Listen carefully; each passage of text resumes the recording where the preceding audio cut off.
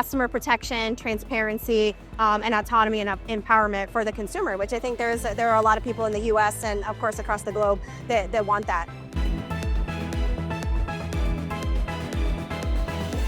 Hello everyone. My name is Nicole. I have been fascinated by finance pretty much my whole life. I joined in traditional finance about 20 years ago. Worked my way through. I find I'm an inherent rule follower, so compliance kind of came naturally to me. And I enjoy talking to regulators, which is a very rare skill. And I'm good at it. Is that what you were doing just before eToro? So I was a chief compliance officer at Cash App, helping with their crypto offering and their broker-dealer. It's a pretty logical transition, I would say. Yeah, and I saw a lot of potential, a lot of growth opportunity for eToro in the U.S. We have a global footprint, a huge global footprint, and we're trying to bust into the U.S. We're very new, been here only like 4 or 5 years. And I don't think you're available in Canada, where we're part of the I know. So for people who are watching and who don't know eToro, how would you describe it in sort of 30 seconds? Certainly. So, we get compared a lot to like Robinhood and stuff. So if you're familiar with Robinhood, we're a similar multi-asset platform. We're going to offer broker-dealer services. We're going to offer digital assets as well. More broadly across the globe, you can offer, Forex and other types of retail, and we're a completely retail shop. Interesting. And how did eToro get into crypto, or was it from the beginning? It's from the beginning. It's part of our DNA. Our co-founder, Yoni Asya, he has been passionate about social and education for retail investors, and naturally there's a lot of appeal to how crypto was born that aligns with that passion. And how have you seen your offering and the demand evolve over the last, let's say over the last 10 months? Oh my gosh, yeah. It has become almost insatiable when it comes to our crypto offering, and we have reflected that. Some of it's been regulatory limitations that we've had, but we have gone from only offering 3 different digital assets on our platform in the U.S. to over 110. Okay. And we see a lot of activity in that and continued demand for more. So again, as long as there's demand and we can feel that we can offer it in a compliant way, then we're going to continue to rise to the occasion. Is there one trigger that you would say is the main reason for this insatiable appetite over the last 10 months? And certainly, I know I'm going to admit my bias, but it really is, I think, the excitement within the change of the U.S. administration and being very crypto friendly. I think it's been very eye-opening for people to think this crypto is not going to be something that just goes away, right? It's here to stay. It's inevitable. We need to lean into it. We need to learn more.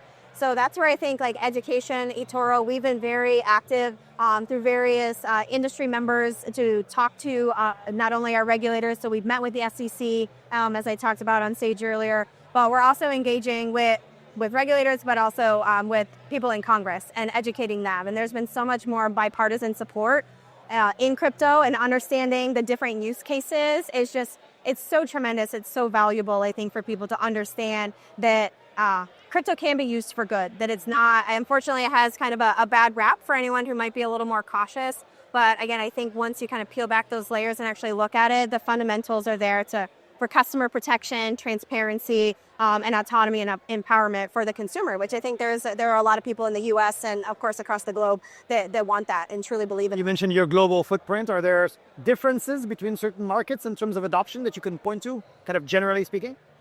Certainly. So, there's been a lot. We've recently launched into the UAE as well as Asia, where there's been a huge demand. I think that having, again, our founder, Yoni Asya, just continuously plugged in across the globe within the crypto network allows us to be able to identify those key places, to be able to, stand up in relatively short periods of time, a regulated entity to safely offer these assets to customers. So yeah, UAE and Asia are huge. And so I'm a European originally from France and the Netherlands, to be very specific. I live in Canada now. How do you distinguish, let's say, the US and EU in terms of adoption, and any particular trends that you see that differentiate those markets? Yeah, I think some of it has just been, there's a lot more, this is scary. I don't know about it.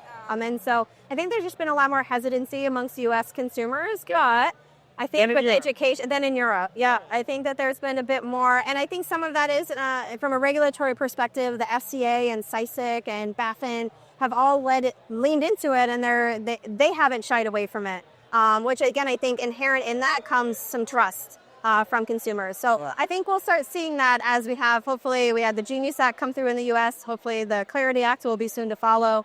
and that will be something that we'll see continue to increase the U.S. appetite. And you might not want to say this certainly on behalf of your brand, but I will add probably the politicization of crypto in the United States is also something that, people might associate crypto with Trump. Exactly. The association with it can maybe, depending on your leanings, certainly can, it plays it's definitely a consideration, and that might affect people's behavior. Yeah, I know you have a flight to catch. So final question, you have a pretty unique vantage point, having such a global footprint and dealing with all these markets and seeing this adoption, the users, etc.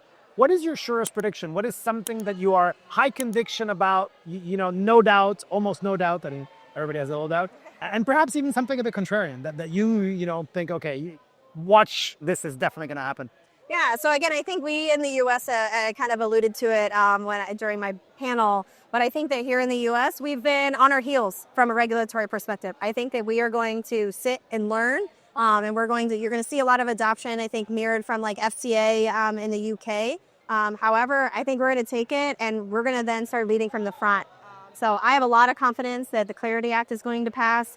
I have a lot of confidence that we're going to see infrastructure within the U.S., and I think that that we will become the regulatory leader in the space. Very exciting. Thank you for your time. Yeah. I know you're rushed. Nice. Thank you so much.